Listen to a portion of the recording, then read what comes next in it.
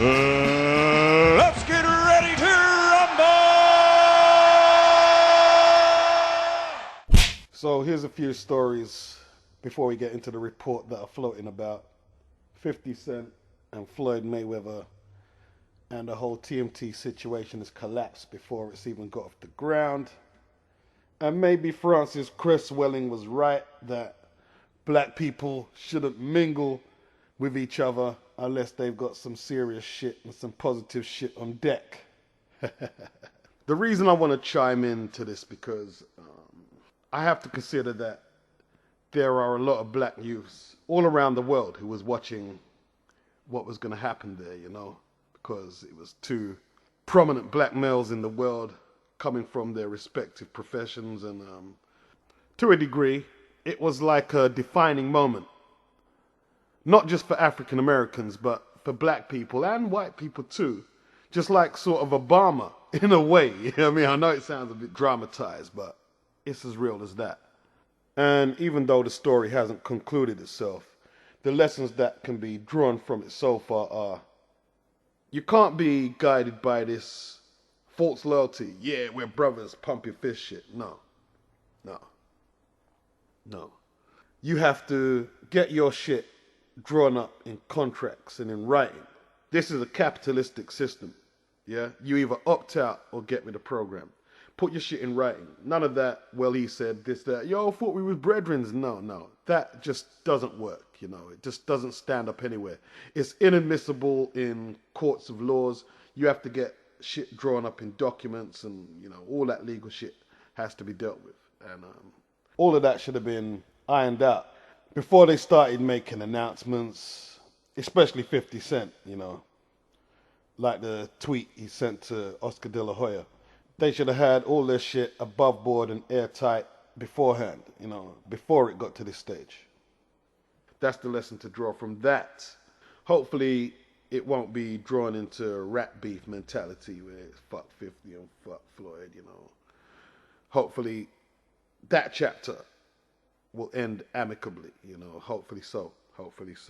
And despite people calling 50 a snake, if it is true that he's working with Michael Kantz and Manny Pacquiao, that's another thing. You can't get into this snake shit in a capitalistic system or in a real business scenario. You've got to look beyond that, and you've got to get your business brain on and keep it moving. And that's all that is, you know. Like I said, loyalty and friendship is only as good as it lasts. But when you got shit in a contract, it's binding. It keeps you aware of your obligations, and if the friendship does start breaking down, then you know what you're entitled to, and there can be no arguments about that, you know. It's grown-up shit. It's adult shit. Bottom line.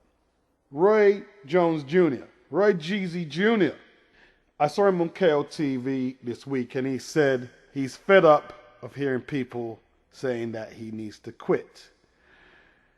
Roy says when he began boxing in his mid-teens, that all the naysayers who say he should quit today, they didn't give him permission to start boxing. So why are they now telling him that he should quit? Lamont Brewster is in a similar position.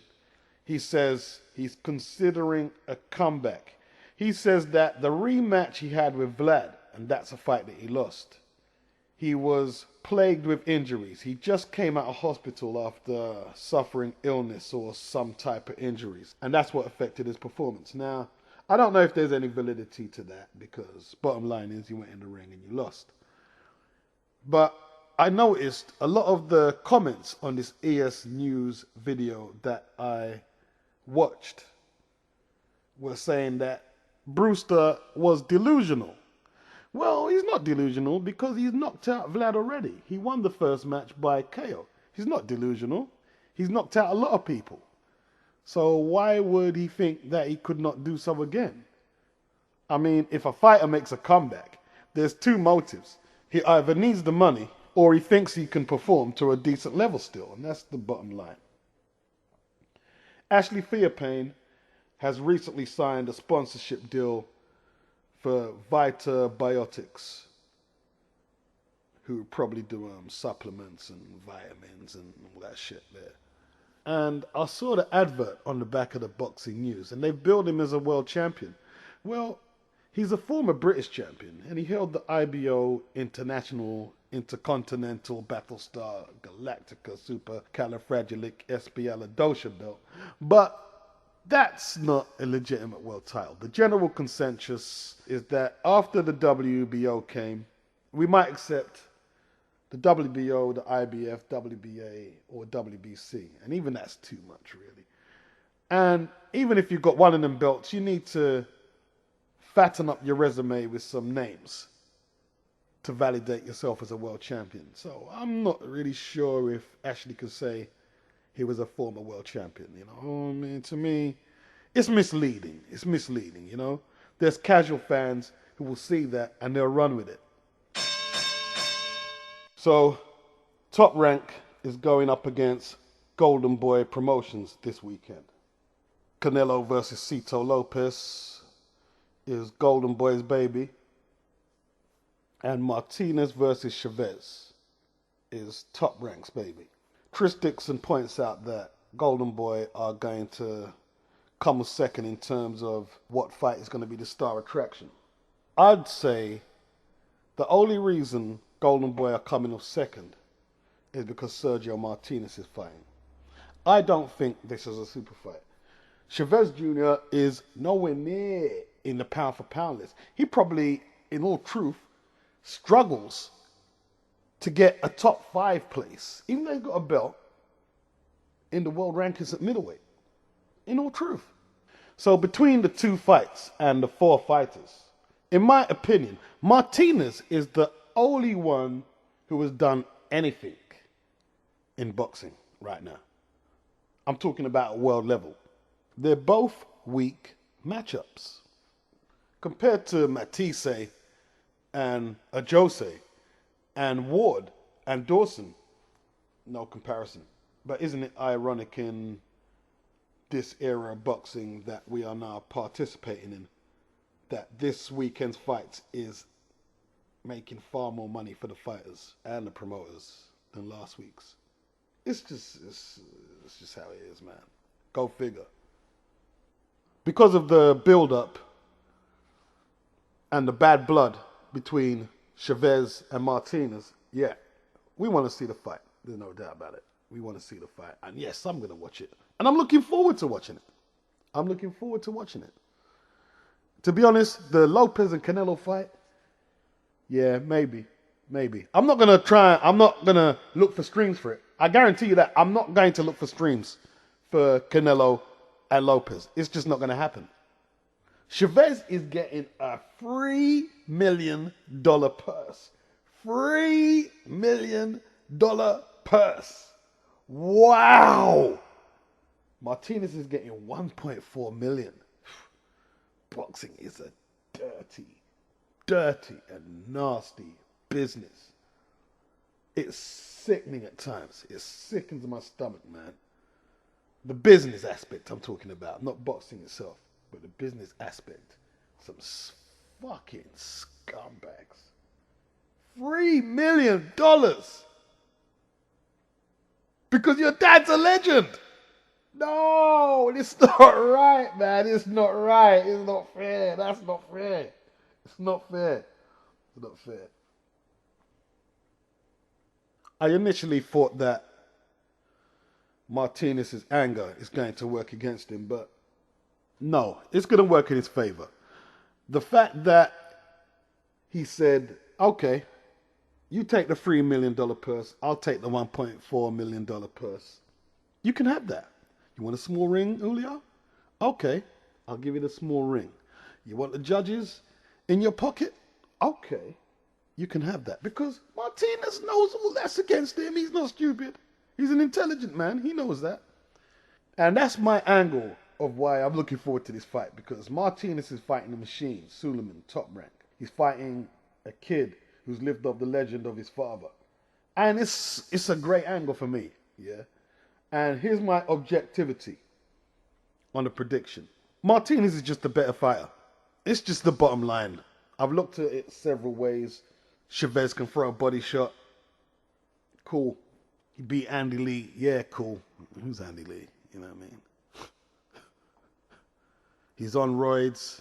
Yeah, cool. Might give you a little more standing of having a chance.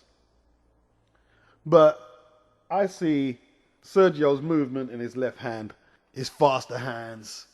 I see him walking Chavez onto the left and Chavez not being able to do nothing about it. And I see him winning by convincing stoppage. I reckon by the 9th round, this fight is over. But don't be surprised if Chavez doesn't make the weight and they have to make it into a non-title fight or where he has to forfeit his belts. Don't be surprised if that happens. I don't know why. I've just got this sneaking feeling. It's been in my head, especially when I heard that he's actually put on 5 pounds this week. So it's just like, it's obvious. It's not any great insight from my behalf. It's just seems like a distinct possibility.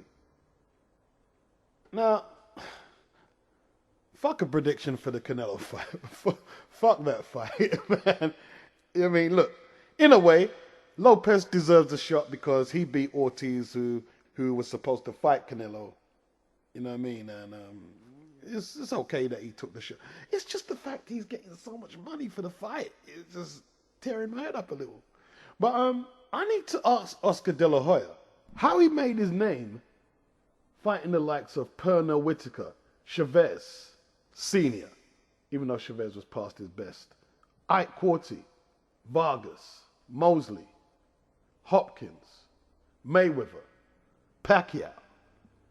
I mean, how do you tackle superstars? Your career is star-studded with them. You didn't win all of them, but it's star-studded with names.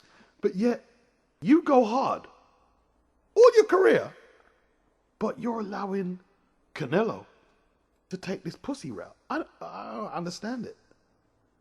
What's the science behind that? Now, apparently, last week, Barry Hearn and Frank Warren engaged in a spat on Twitter over the latter's £1 million offer for Carl Froch to take on Nathan Cleverly. Hearn said the fight would be worth more than that to Froch, and also that the IBF super middleweight champion had no inclination to move up in weight to fight for Cleverly's WBO title. So I said, make us an offer, said Warren.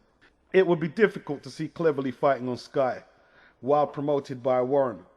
The same way it's hard to see Froch fighting on Box Nation as long as he is tied to a deal with Matchroom. But Warren said these barriers can be knocked down and that he would not step in the way of big fights happening. He also said that the process of purse bids would mean that the promoters would still be able to put on the fights involving the best of British talent regardless of the network. Well, the fight's not happening, so I don't see why you're having the spat. And Frank Warren says these barriers can be broken down. What he should have said is these barriers will be broken down. I mean, it's 2012, yeah? You're holding these fighters in their stables and you're doing these little squabbles between television networks, between Box Nation and Sky. Come on. Come on. If you're not going to go all out to showcase the best fights, just close down Box Nation and close down the Sky department that deals with, but just scrap it. If you're not going to just make sure the boxing fans see the best fights, pay the fighters, you both come to a compromise, you make it, just quit. Quit. Forget about it. If I can't see Fury and Price, Macklin and Barker, Gavin and Brook, just leave me alone, man. Leave me alone. I'm trying to bullshit me, man. Please, you know what I mean? Sick of that shit. Canelo's beating his chest, talking about the reputation of Mexican fighters and their machismo. We're also reminded that Chavez Sr., when he tackled Greg Haugen, where he gave Haugen a pasting, I remember that fight, he gave him such a pasting, man. It was like, wow. I think it was one straight right he threw, man. And Haugen had a good chin. But this just buckled the legs in. And the legs just started just doing involuntary spasm-like moves, you know what I mean? Yeah. That was just wow, that was a pasting, man. That fight gathered 132,000 spectators to Mexico City's Azteca football stadium. I remember that. I wonder if that's a record. I think it could have been. Not at the time, but still is. And apparently, Alvarez has been studying videos of Gilberto Roman, who was a bantamweight. He was from the lower weights. He was a Mexican fighter. And if you can get hold of any YouTube coverage of that guy, go and watch him. This guy was a craftsman, man. This guy, you know, I like it. He was Mexican, and he was skillful. This guy was skillful. Gilberto Roman. I forgot that name. I don't know what I mean. First time I heard that name for a long time. Great fighter. Great fighter. He's been studying Jose Napoles, who they used to call, is it Manaquilla, who's that smooth as butter, welterweight champion. Very good champion. He's been studying Willie Pep and Sugar Ray Robinson. But they point out if he ever squares off with rival Chavez Jr., the Mexican fans won't be screaming for either to dance around the ring and jab. You know? So yeah, Canelo's been studying technical fighters. What for? I mean, what's the point fighting a technical fight against Lopez? And you're much physically stronger than him.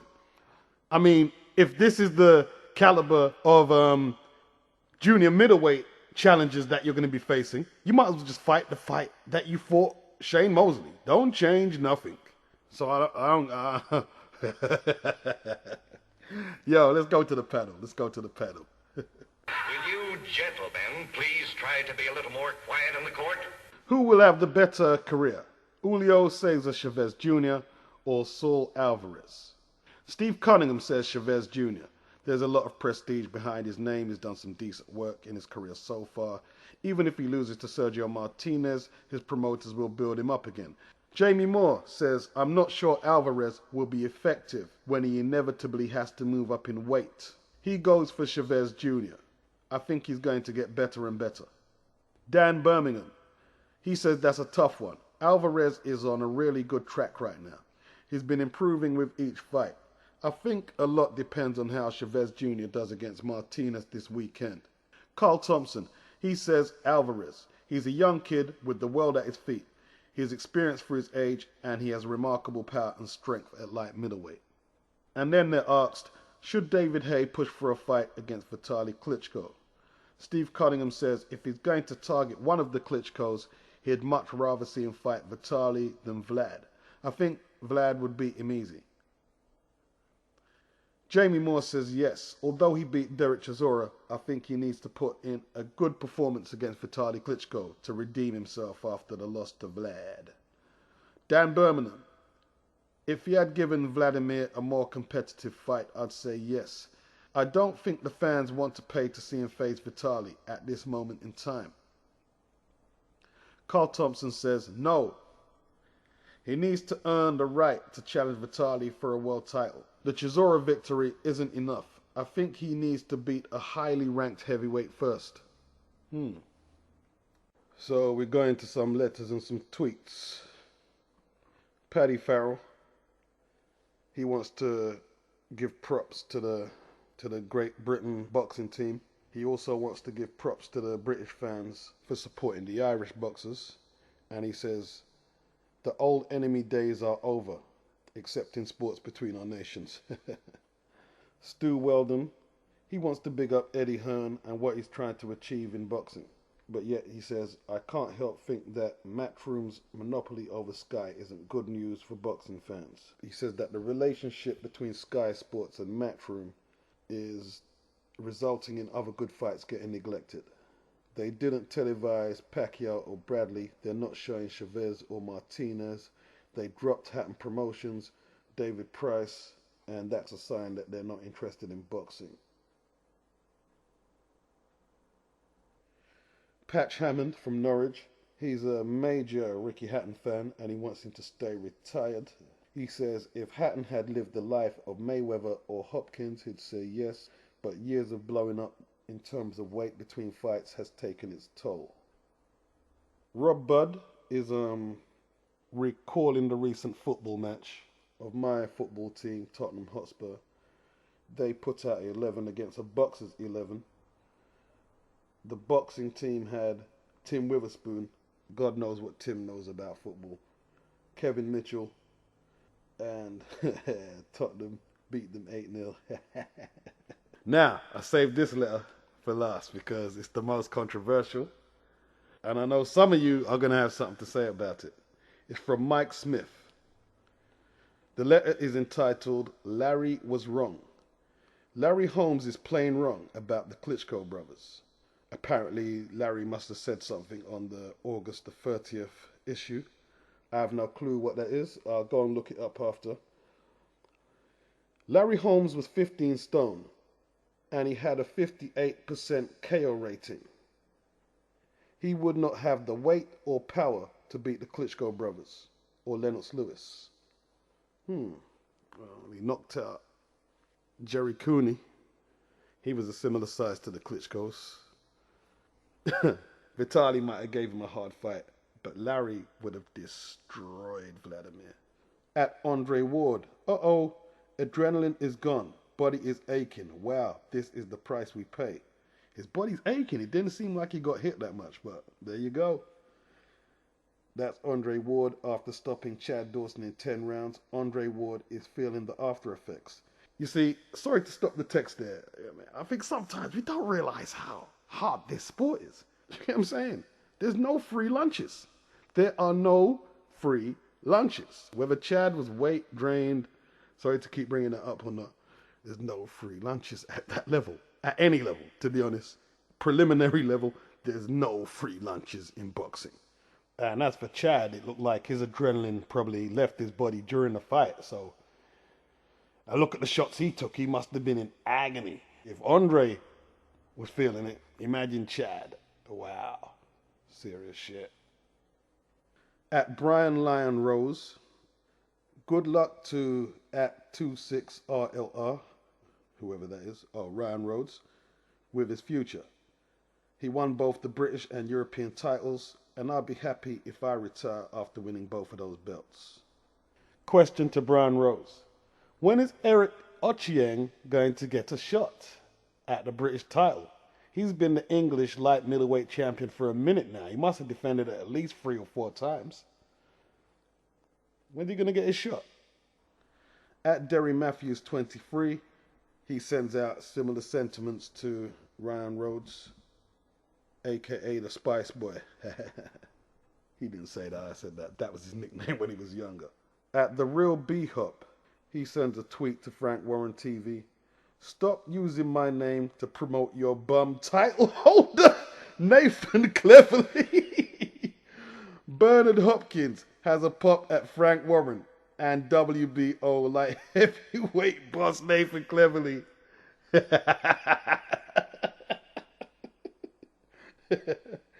Oh shit. At Holyfield, can't wish your problems away. You got to face them head on. They're never as big as you imagine them to be.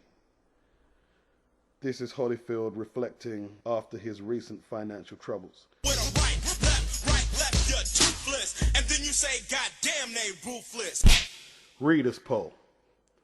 And this poll gives us some serious insight to how fucked up and dirty the business of boxing is. Julio Cesar Chavez Jr. versus Sergio Martinez. Who wins?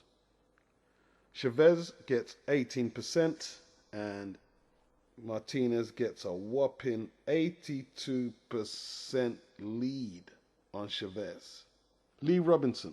Martinez will be too quick and too skillful, so Martinez on points. Colin Innes. Martinez likes to dictate the pace, but I think Chavez will push him all the way.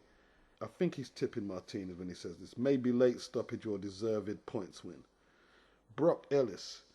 Martinez is on the wrong side of 30, while Chavez has improved with every fight. Size will be crucial, as a younger and decisive stronger Chavez breaks down Martinez before the championship rounds. Lee McLaughlin. Martinez is simply too good for Chavez. He will win a wide points decision. Why is everybody factoring strength into it all the time? You know, they're talking like Martinez is some weakling. And Martinez isn't going to fight a physical fight. Well, I mean, he's learned from that, from the Margarito fight. And you have to ask the question. This is one of the widest disparities I've seen in a reader's poll. 82% to 18%. Yeah?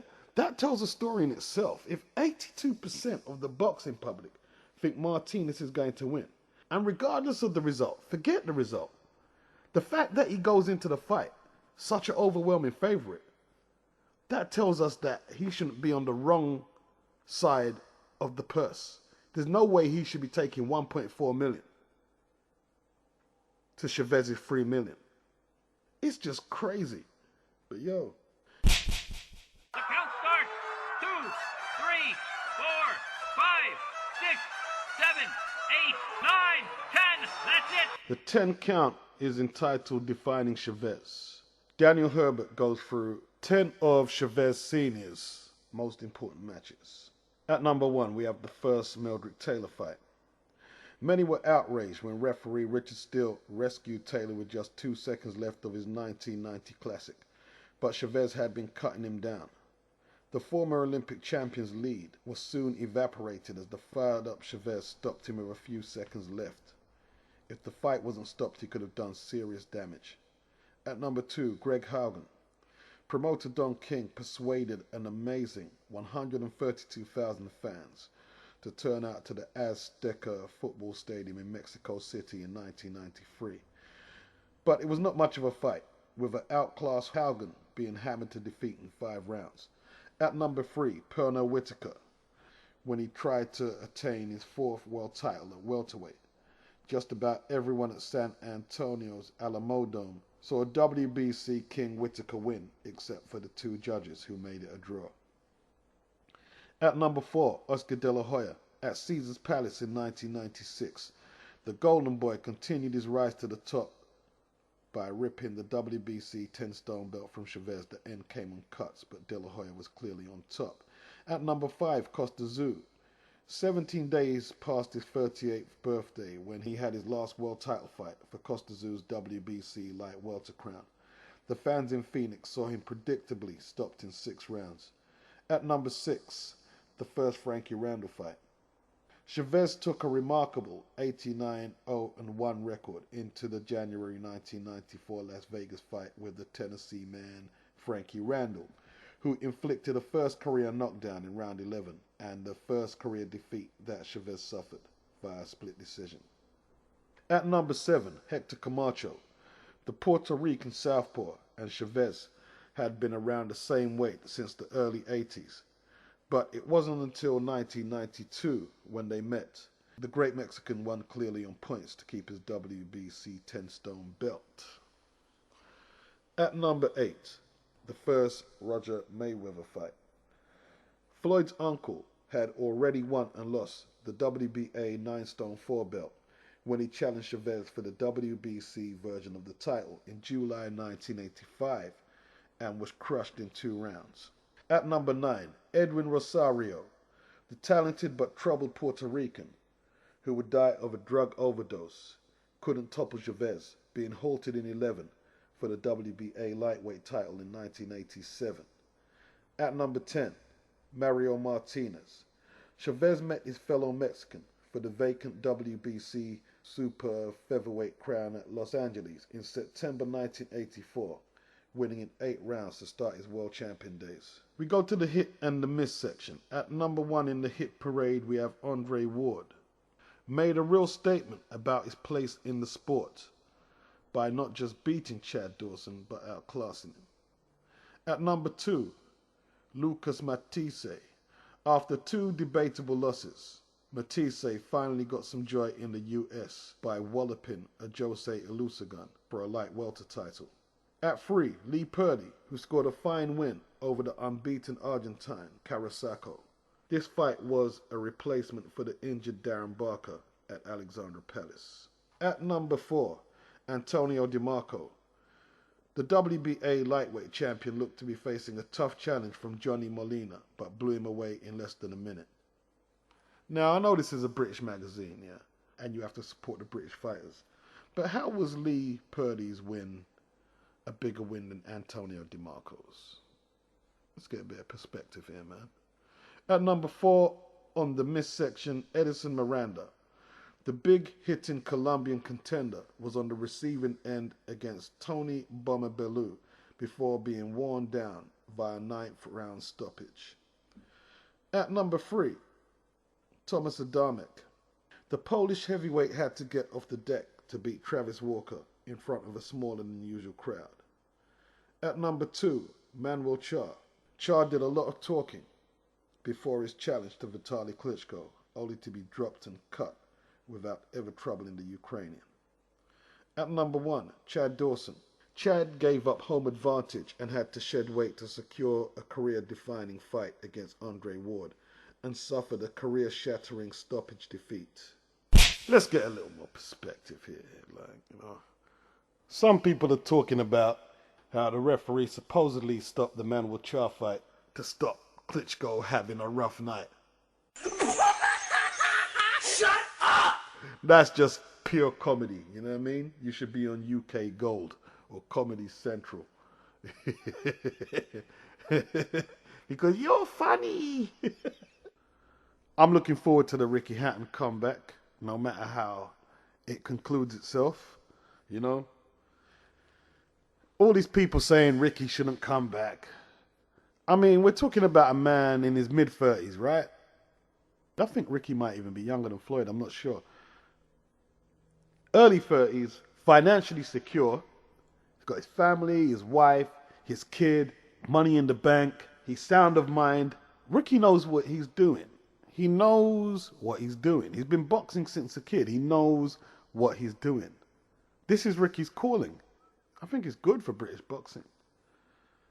You know, if Junior Witter gets past Frankie Gavin, I'm still going to be beating the drum for Ricky Hatton to fight Junior Witter. You could say the fight is 7 years late or so, but better late than never. Ricky Hatton has one of the most vibrant and vociferous and largest fan bases of any boxer in maybe the last 20, 30, 40 years. Yeah? There's no question about that. It's going to be great to see the fans. It's only one Ricky and all that business there. That's going to be great. The one thing, though, I hope he's matured enough, though, not to let that massive fan base get into his head in an effort to try and please all them fans. And he just steams in recklessly and forgets. This is not falling out of the pot. This is boxing. Keep your technique together, Ricky, because Ricky can box a lot better than sometimes his temperament lets him. So, I mean, it would be good if he does that because he'll just perform a lot better for himself. Plus, I just heard Ricky have a press conference announcing his comeback. And he pointed out another thing that I was thinking beforehand. Ricky has also been training fighters. So he's got a totally different perspective on fighting. He's seeing flaws and strengths from another angle that he couldn't see it before, being he was the one who was being trained. Yeah? Maybe Ricky won't be Floyd Mayweather when he comes back, but he's got a totally different perspective on boxing now. And in his mind, he'd be a fool not to come back while he's still relatively young and see if he can exploit what he's learned. He'd be a fool not to try and exploit that. So I'm looking forward to Ricky Hatton's comeback. Let's put it like this. For all the people saying he shouldn't come back, let me tell you this now. Ricky Hatton can still beat 70 to 80 to 85%. I haven't got the, I'm just making an estimate, yeah? He can beat a large majority of the fighters in the weight division he will be fighting at. That's welterweight. So if he's 80 or maybe 90 or maybe 95, that's what the number could be. If he's 95% better than all the other welterweights in the world, then isn't there an argument that the 95% of welterweights who Ricky is still better than that they should retire too. And I think he'll do well until he fights somebody who's honed down their craft and just pick Ricky apart. More than likely. But it's going to be exciting watching him making his comeback. And I'm looking forward to it. No doubt about that. Ricky Hatton's first comeback fight will be in Manchester. They haven't given a time or a date, but Martin Murray will be on the bill. Scott Quigg and Randall Monroe will have their rematch on the same bill. John Scully, Chad Dawson's trainer, says he will be gracious in defeat and give respect and credit where it's due. And I will give reasons, not excuses, as to why things happen. Well, to me, reasons in this scenario are excuses. When asked whether the WBC light heavyweight champion Dawson would be with a new trainer for his return to the light heavyweight division, Scully said he thought the two would stay together. I think he wasn't able to listen and carry out instructions, and getting hurt early impaired his mental and physical capabilities. And Scully is hinting towards that Dawson couldn't cope with the weight loss. Vitaly Klitschko will return to the ring. He's not ready to quit just yet, according to his manager, Bernd Boente, or whatever. Enzo Macronelli could return from his suspension after using a banned substance and challenge for the Commonwealth title against Over McKenzie. That will be on the same night that Nathan Cleverly makes a defense of his WBO light heavyweight championship. If Over McKenzie, who I suppose we would deem a journeyman, a gatekeeper at top domestic level, I think he has a title belt, I'm not even sure. If he fights Enzo Macronelli with the power that Over McKenzie has in his fists and the vulnerability that Enzo has shown in the last few years, they better keep the ambulance very near the arena. And I am not tipping Enzo to win that fight. That guy can punch. Ask Tony Bellew. He can punch. Abner Morris and Anselmo Moreno have a new date for their attractive clash when the excellent bantam and super bantamweights meet at the Staples Center in Los Angeles on November the 10th. A budding rivalry has begun on social media after Chris Eubank Jr. claimed on Twitter that he easily handled European champion James DeGale in sparring. DeGale used Facebook to debunk this claim that Eubanks made, and he was supported by Spencer Fearon, who is now a promoter and a former fighter, who said that the young Eubank did not have the upper hand. I replied to Eubank Jr. and said on his Facebook page, maybe you're making too much of this, because there was a lot of troll comments on there. So I said, I don't want to come across as a troll, so I'm going to be as diplomatic as possible. I said, maybe you're making too much of this, I thought the hidden or general rule was fighters didn't disclose details of sparring sessions against other fighters, because it's sparring. You're supposed to be helping one another to a degree. Like, I know Danny Williams always used to say he knocked out Herbie Hyde in sparring, and that really angered Herbie. Who knows if it's true, What was the point Danny Williams even saying it? Because the cameras weren't there, so Herbie can come out and say, I knocked him out too. Then what? I did tell Eubank it's a bit disrespectful when DeGale has achieved more than you so far. And I'm not saying he's a better fighter, but he's been a pro longer, and he's a European champion whose only loss was a razor-sharp points loss to George Groves. Eubanks was trying to say that his father knew the truth and this and that. And I said, you know something? Your father was very full of himself and very confident, and he had a right to be. But Eubanks Sr., your dad, he still had a sense of right and wrong, and not to say stupid things when he didn't have to. He still had that air about him, as arrogant as Chris Eubanks Sr. was. And I said, this doesn't seem like something your father would have done. And I know you're not your father, but you're saying your father's in on it. It doesn't seem like something your father would have done. And I said, since when did boxers look for props and accolades from sparring sessions. And I left it there. And then shortly after, he was complaining that all these people on his Facebook page were hating on him. I didn't reply, but I thought to myself, he's a bit immature, because if you don't want people to hate on you, it's easy to say that they've got the problem. But sometimes if you don't like them hating on you, maybe you might have to change some of the shit you're doing.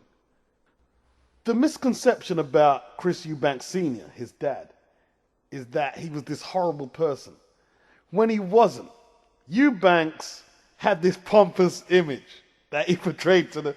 Like, one classic memory was when him and Nigel Benn were going to fight. I think the first fight. And in the build-up, Ben was all up in his face. Do you want to go now? Do you want to go now? I'll have you now, and this and that.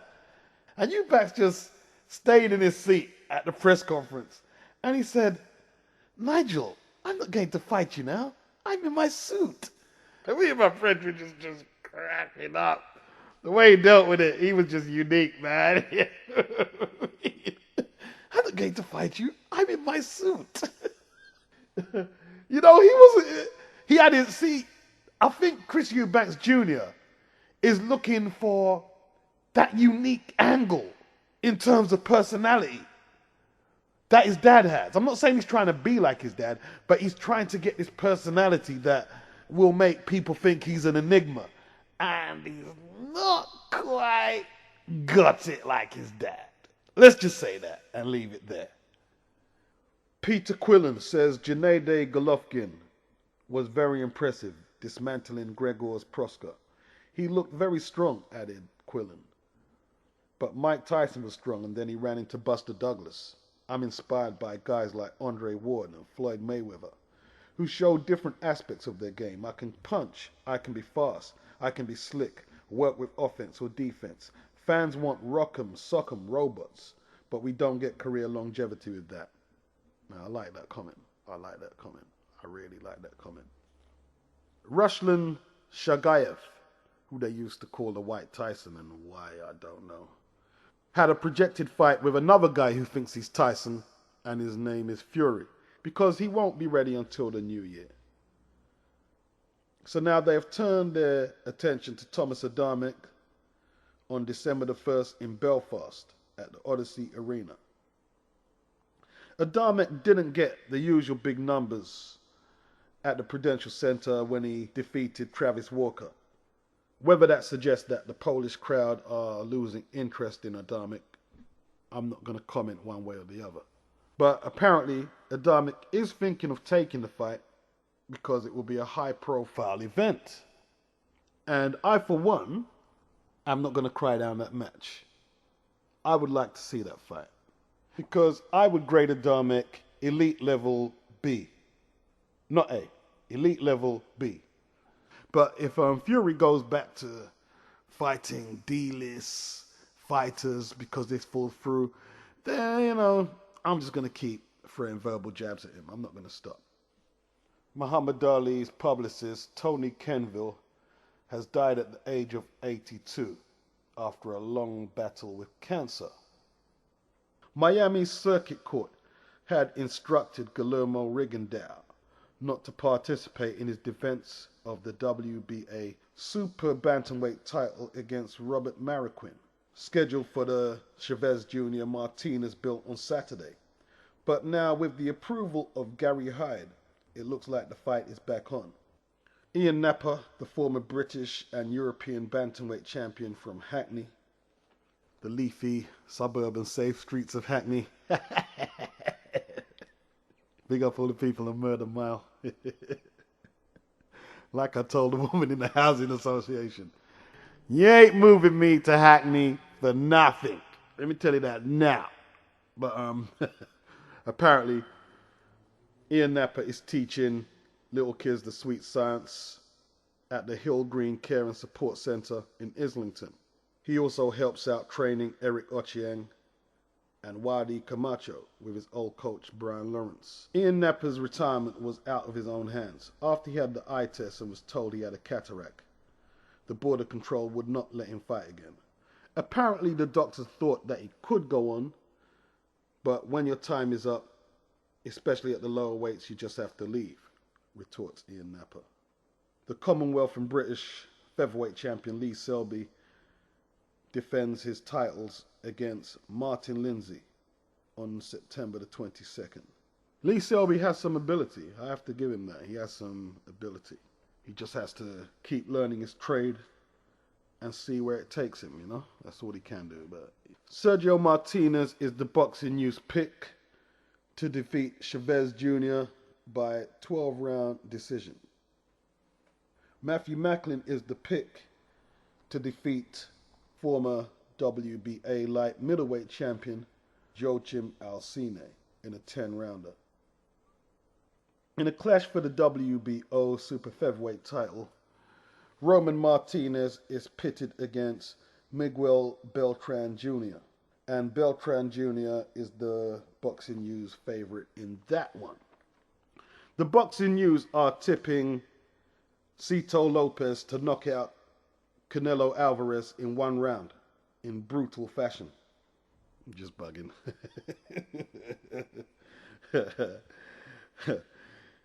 They're tipping Canelo to win by stoppage in about 8 rounds. On the same bill, Johnny Gonzalez defends his WBC featherweight belt against Daniel Ponce de Leon in a meeting of Mexican punchers, while Leo Santa Cruz puts the IBF bantamweight crown that he won in June on the line when he defends against veteran Eric Morrell. In an intriguing welterweight 10-rounder, Marcus Maidana takes on Jesus Soto Carras. The Boxing News say Maidana is small for a welterweight, so an upset win for Carras is a possibility. The IBF cruiserweight title is on the line on Saturday when Juan Pablo Hernandez defends his title against Troy Ross from Guyana. I am going to root for Troy Ross. I'm not sure if he's going to do it. He has a good chance. Hernandez, as the Boxing News correctly pointed out, has improved his stamina in his last few fights. And he is the pick to win a 12-round decision over Ross. But I'm still going to be rooting for Ross. Billy Joe Saunders defends his Commonwealth middleweight title tonight against Gerard Fletcher from Australia. The fight takes place at the Bethnal Green, York Hall. It seems that Chad Dawson and Andre Ward surprised each other. Andre Ward said, "I was really surprised he wasn't as fast as he appeared on the tapes," said Ward of his rival. "I saw everything coming." While Dawson said, "Ward was faster and stronger than I thought he was. I said I wanted to fight the best and I did just that. And Ward deserves all the credit. He deserves to be on top." At the time of the stoppage, Ward was ahead by scores of 90-79 and 89-80 twice. Antonio DeMarco is searching for a fight against Adrian Broner after an impressive 1-round stoppage against John Molina Jr. The enigma named Malik Scott, a Philadelphia heavyweight who is 35-0 with 12 stoppages. He defeated Bowie Tupu or Tupau, I don't know how you pronounce that, and he won by 8th round TKO. When you have 35 unanswered wins with no reverses, isn't it time that you made some type of effort to fight somebody with some substance? And look, I don't know, maybe they're ducking you and avoiding you, but something doesn't seem right. I don't care what weight you are. If you have 35 wins, no reverses, no draws, and I can't pick off the top of my head one of your opponents, and maybe I'm off the radar on that. Tell me if I'm wrong. If I'm wrong, I'll put my hands up and say, okay, if he's fought anybody, let me know. But I feel to myself, I am a fairly active boxing fan who is fairly current. I'm not saying I'm the most sharp and on the ball guy who was always tapping into the ratings, but 35-0, and I can't think of one of your opponents off the top of my head. Something is wrong somewhere. I don't know if it's the management. I don't know. I saw Ricardo Williams take a majority decision over Anthony Link. And a win is a win. A win is a win. It seems like he's got to pick it up. He's got to pick it up. Vitaly Klitschko got a lucky escape against Manuel Charr because Charr was going to do so much damage. So the referee stepped in to save Vitaly from a hard night. Where do some of you guys get this from, man? I don't get it. I don't get it. I don't get it. I don't get it. You know, despite what you want to say, I'm going to stick to my assessment of the heavyweight division. It's in poor shape. If it was a stock on the market, Bloomberg or one of them entities would be saying, you ain't shit. And something radical needs to happen. It can't continue like this. Bottom line. Now, sometimes it's hard to argue with a pro fighter if he makes an assessment about boxing, because he's in there throwing the punches and he's in there taking the punches.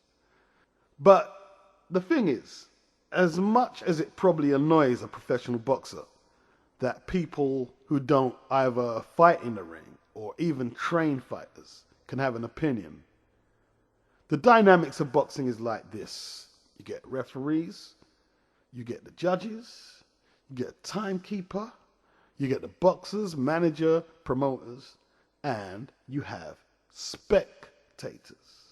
I am a spectator of boxing. I am allowed to have an opinion, no matter how half-baked it is. You know, even the guys who I disagree with, who keep saying, oh, this guy's boring, he doesn't deserve his accolades, they have a right to their opinion, no matter how deluded they are, which they are deluded. But Ola Ofalabi recently challenged me on the Black Boxer page on Facebook when I made the assessment that Edison Miranda came over here for a payday against Tony Bellew, which I was hinting to before the fight. I predicted this, and all of you know it. I was saying this is not a big fight, and you cannot rely on Edison Miranda to perform with consistency in a boxing ring. That is what I said. I said that. And he quit. He quit. There's no two ways about it. I'm not making it up. He quit against Bellew. Ola Ofalabi, he asked me this question that, have I ever taken a punch to the liver in a boxing ring? Because it locks you up for minutes. Now, anybody who knows me and follows my videos, I am never disrespectful to downplay how much pain the fighters have to go through. I wouldn't do that. I wouldn't do that. Yeah? But regardless of how much pain you're going through, this is your chosen job. You chose the job. Yeah? You chose the job. The spectators of boxing, whether you pay for your pay-per-view or you buy live tickets or you just watch on television when it's on there, it doesn't matter. You have eyes. And you're going to call things as you see it. And I replied back to him. I said, look, I've never taken a punch to the liver like that in a boxing ring. No.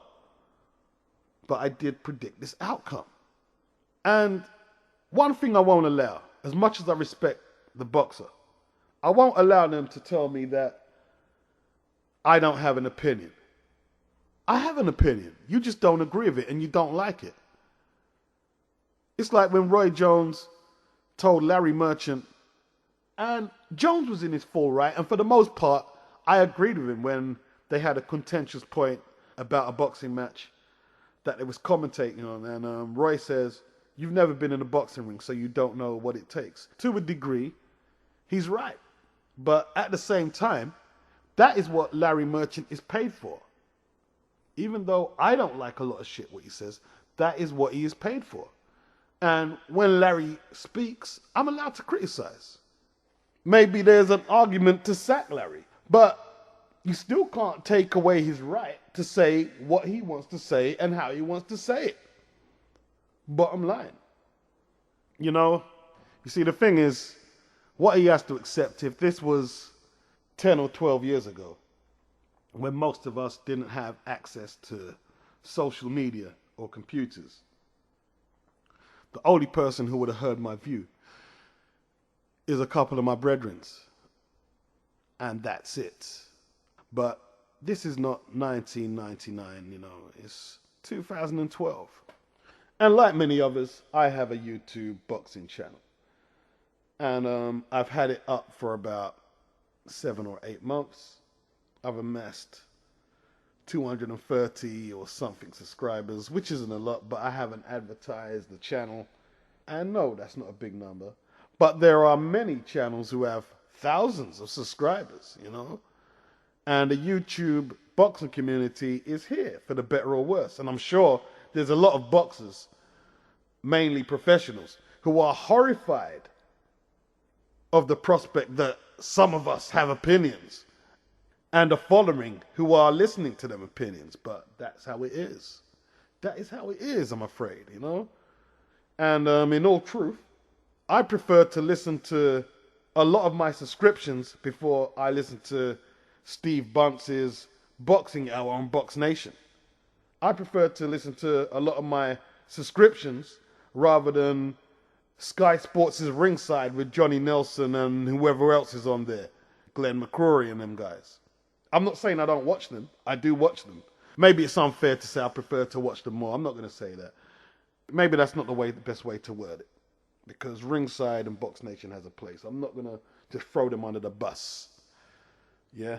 But to me, the YouTube community, in my opinion, the YouTube boxing community has just as much value. Because what you have to realize is, when you're in the pub, the barber shop, or in a snooker hall, if you're at your brethren's yard, this is how men talk about sport. Floyd Mayweather is the best fighter in the history of the sport. No, he's not. He's rubbish. You know what I mean? Sugar Ray Leonard would have kicked ass. Yeah? This is how they talk. Manny Pacquiao is a drughead. I don't care what nobody says. No, he's not. You've got no proof of that. Bob Arum and Don King are thieving scumbag pieces of shit. That's how men talk about sport.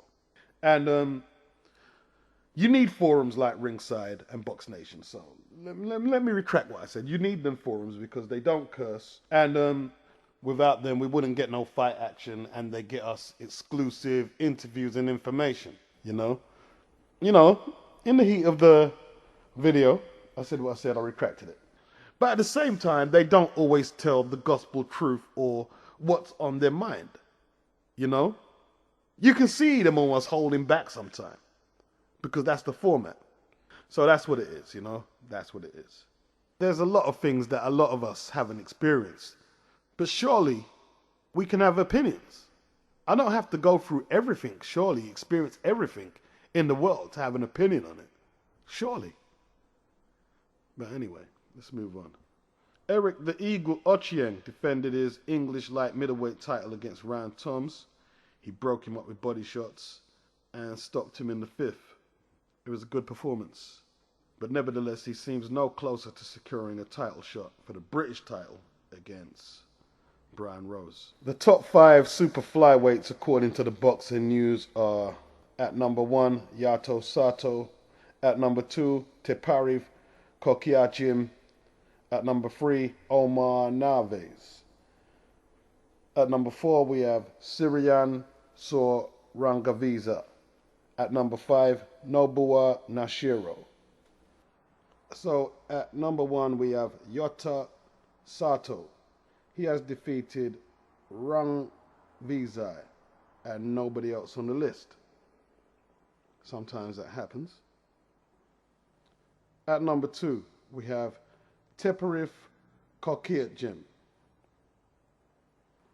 He's defeated Tomonobu Shimizu, who is currently rated in the ring rankings by TKO. He defeated him.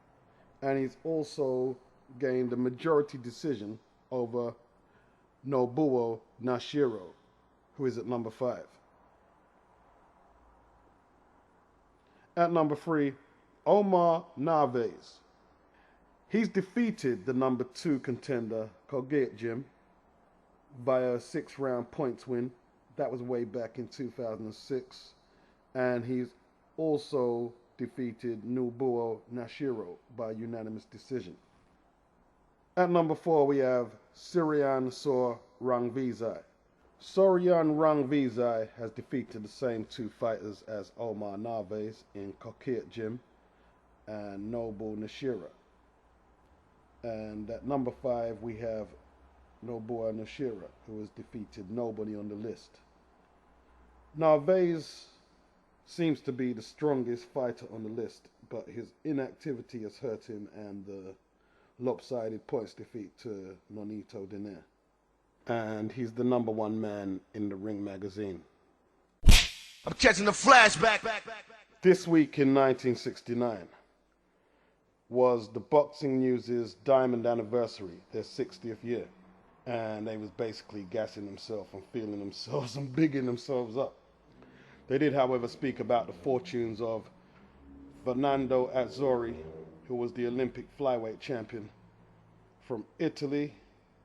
He went on to win the European title as a professional, but didn't really fulfill his potential at world level. They also reported on the potential Henry Cooper-Jimmy Ellis fight. Ellis would have been defending his WBA heavyweight championship, which he actually won in an elimination tournament.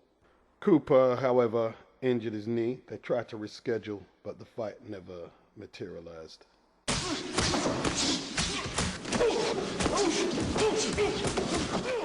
As far as heavyweight champions go, Larry Holmes was not far from flawless. His left hand had a bomb-like impact, while his follow-up right hand was an underrated weapon. The pristine combination punching of the Eastern Assassin was perfected under the tutelage of some of boxing's finest teachers. So it comes as a surprise to learn Larry didn't lace up a glove until he was 19 years of age and had only 22 amateur fights before turning professional in 1973. Holmes, now 62 years of age, insists the sport was forced upon him, but as luck turns out, he was a natural. I was always athletically inclined and had dropped out of school early, so there was really no other option for me, he recalls. Ernie Butler was teaching kids to box at the local boys club, and that was how I got started. Holmes learned fast and recognized his own potential way before anyone else. I was working out with more experienced fighters in New York, and I was already better than they were. Then I was lucky enough to become a sparring partner for Joe Frazier and Muhammad Ali, and that gave me tons of confidence. These guys were 6 or 7 years older than I was, and I was doing well with them. If you're doing well with Frazier and Ali, you can do well with anybody. This would more than make up for Holmes' lack of amateur experience. He also sparred the likes of Jimmy Young and Ernie Chavez, top contenders. He fought on several shows that featured the elite fighters of the 70s. In 1975, Holmes appeared on 3 Ali undercards, and he won his 17th fight on the unforgettable Thriller in Manila, which saw old rivals Ali and Frazier meet for the 3rd and final time. Holmes took in and absorbed his surroundings like a sponge, honing his skills under a relatively unknown trainer from Cleveland named Richie Giacchetti. After outpointing Chavez in 1978, Larry was 27-0 and the number 1 contender for Ken Norton's WBC heavyweight title. Norton became champion by default when Leon Spinks, who had dethroned Ali, refused to fulfill the contractual obligation to fight him. With Ali on the decline, Ken Norton was the best heavyweight in the world. The date was set, June the 9th, 1978, and the venue was Caesars Palace Sports Pavilion. I knew I had the style and ability to beat Kenny Norton, Holmes reveals.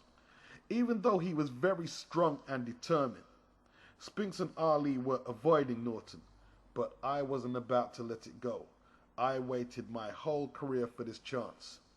The 15th round is arguably the greatest 3 minutes in heavyweight history.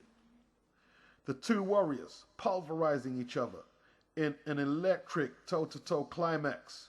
Holmes just edged out Norton in that session, and he won a split decision, securing a victory by a single point on the cards.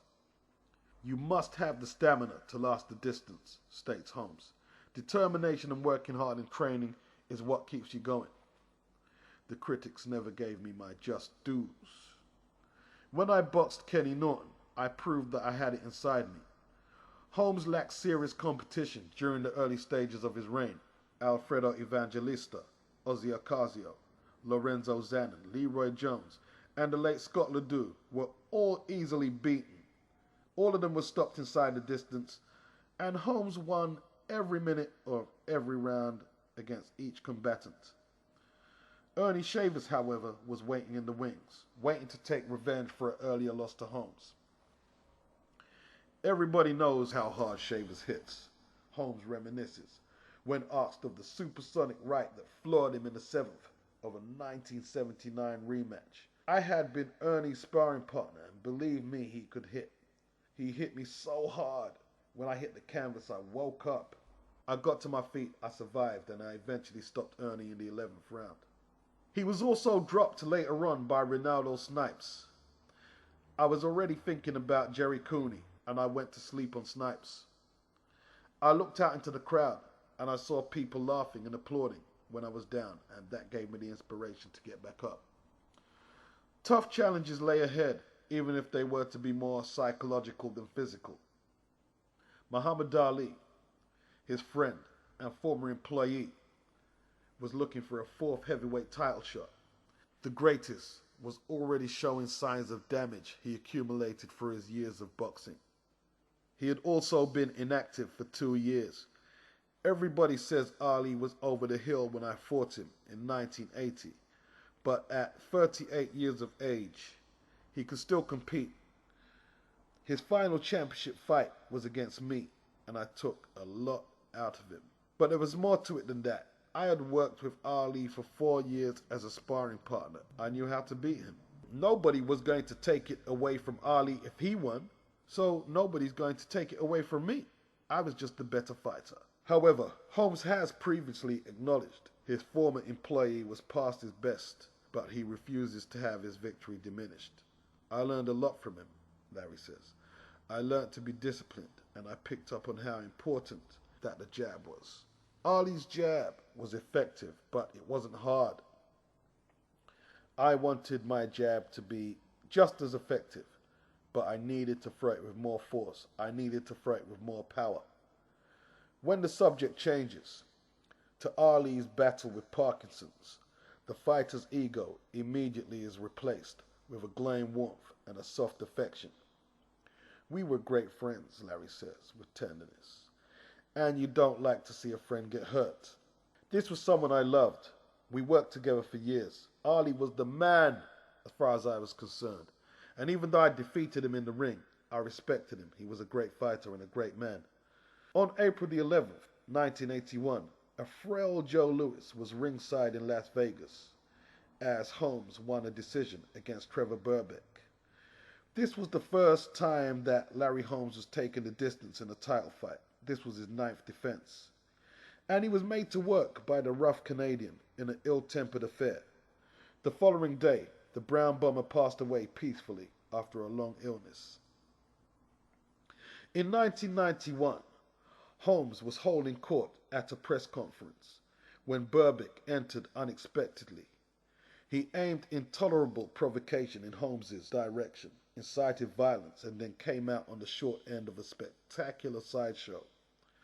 Astonishingly, Holmes, then 41 years of age, leapt over 2 cars and flew at Burbick before the police intervened. The incident can be seen on YouTube. "Burbick was jealous of me," snaps Holmes. "He wanted a rematch and I agreed to it.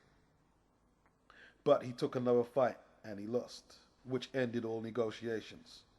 He thought that he could talk his way into a title fight, but he made me so mad I vowed never to give him another payday." Holmes likely peaked in 1981 when he crushed Leon Spinks in 3 rounds. Yet the Eastern Assassin's defining moment came in the 1982 super fight with Jerry Cooney. The challenger was of Irish descent and had a big left hook. He brought an undefeated record to the table and a white face. Some hoped that this would be the second coming of Rocky Marciano, and the whole promotion adopted the theme of a sinister race war. It was difficult, but I had to remind myself that he was just a man, sighs Holmes. Neither of us liked the racial side of the promotion. We just wanted to find out who was the better man. Cooney gave me a good fight, and he has no reason to be ashamed on recording the most turbulent time of his career. Larry's voice continues to rise. The race war was the worst part. Will the black guy beat the white guy and vice versa? People were saying that Larry Holmes was nothing, while shouting about the great white hope. However, Holmes dropped Cooney in round 2 with a right hand and prevailed in the 13th. When Cooney's trainer, Victor Valet, entered the ring to save his man from taking further punishment, it should have been the perfect victory, but the bout is remembered for all the wrong reasons. Don King and Dennis Rappaport sold the fight so they can make money. You can sell racism and people will buy into it. So one of the biggest fights in heavyweight history came about because of two colors, black and white. By 1983, Larry Holmes was a 34-year-old multi-millionaire. The opposition was getting younger and hungrier. Terrible Tim Witherspoon was 25 and undefeated in 15 fights. And like Holmes, he started boxing late, forsaking an amateur career by developing his ring skills in the tough Philadelphia professional gyms. Witherspoon was strong, but I knew I could outbox him. The one thing you should never do, though, is overtrain. And that's what happened in that fight. And Witherspoon fought like a bat out of hell. Marvis Frazier, son of the great former champion Joe, was being fast-tracked towards a title shot. But while the young novice may have had the Frazier DNA, he lacked the power and the talent. The fight did not last 3 minutes. Deep down, Joe Frazier did not want Marvis to fight me, but it's hard to tell a kid not to do something when he's getting $1 million. If I had one leg, I'd still fight somebody for $1 million. I had way too much experience for Marvis. I had him against the ropes, and I asked the referee to stop it. The original Philadelphia powerhouse, Joe Frazier, sadly passed away last November. Holmes instantly chokes up when reminded. Smoke was one of the greatest fighters of all time, and as far as I'm concerned, he was a friend of mine until the day he died. Looking to match Rocky Marciano's legendary 49-fight unbeaten streak, Holmes met Michael Spinks, who was aiming to become the first light heavyweight champion to capture the heavyweight crown. The evening of September the 21st, 1985, proved to be an ordeal for Holmes. I beat Michael, but they gave him the title. They didn't want me to break Marciano's record, but that didn't bother me. The only thing I cared about was getting from out of the ring with my health. Michael won't admit it, but he knows he didn't win that decision. His first professional defeat hurt deeply. He then made the infamous "Rocky couldn't carry my jockstrap" quote. Then he questioned the professionalism of the judges. Many felt that these outspoken words led to his rematch defeat to Spinks 7 months later, in a fight that he appeared to win comfortably on points. The glory years were over. In 1988, Mike Tyson was the champion, unbeaten, who had annexed the heavyweight crown at the age of 20. Regardless of the danger, Holmes, now 38 years of age, found the temptation of a big payday and the opportunity to win the undisputed heavyweight title impossible to ignore. "You wouldn't have heard of Mike Tyson if I had been at my best," responds Holmes, on what was the only stoppage defeat of his career. "I was out of the ring for 2 years and I had been singing with my band all over the country. But there it was, a $3.5 million contract sitting on the table, and I wasn't going to turn it down." Tyson stopped Holmes in 4 rounds, and a few years later he took on Evander Holyfield. I got in good shape, but broke my hand during training. It was a good fight. Evander got the decision, but I walked away with millions. Holmes earned his title shot with Holyfield by winning a decision over the heavily favorited and undefeated Ray Mercer. This was his finest post-championship performance, and the Atlantic City crowd gave it up for the 42-year-old grandfather. It always made me feel good when I had the fans on my side, said Holmes. That was a great moment, and it's something I'll cherish for the rest of my life. I held the title for 7.5 years straight, and I sit just behind the brown bomber, Joe Louis, so there's not much to complain about. Holmes finally retired at the age of 52 with a record of 69 wins, 6 losses, and 44 of them wins coming by stoppage. He had been a professional for 29 years. It's often said that behind every great fighter is a great trainer, and Holmes worked with some of the best in the business. He will be forever linked with Richie Giacchetti, who led him from the amateurs to the World Championship. Holmes retains his respect and admiration for his original trainer. Richie was a great trainer, but they've said he doesn't belong in the Hall of Fame, states Holmes with disgust. Sylvester Stallone was inducted when he's never trained nobody, and he's never fought a fight in his life. Giacchetti belongs in the Hall of Fame. So what does Larry make of today's heavyweight scene and the endless domination of the Klitschko brothers? You can't compare those guys to me, because you would have never heard of them, Holmes laughs. They're good fighters by today's standards, but that's it. They don't put their punches together. They get by just because they're big and strong, which overcomes the opposition. The Eastern Assassin always talked it like he walked it, and that has never changed. From high school dropout to the heavyweight champion of the world, he never left his hometown of Eastern Pennsylvania and has consistently given back to the city he grew up in. A legendary warrior and one of history's finest champions, Holmes, unlike many of his contemporaries, has had the kind of enduring success story and a happy ending that should be celebrated by boxing fans all around the world. I was going to read that last week, but as I said last week, I wiped out all the information of last week's report, and that was on it. So I thought I'd come back with it this week. So till next week. Peace!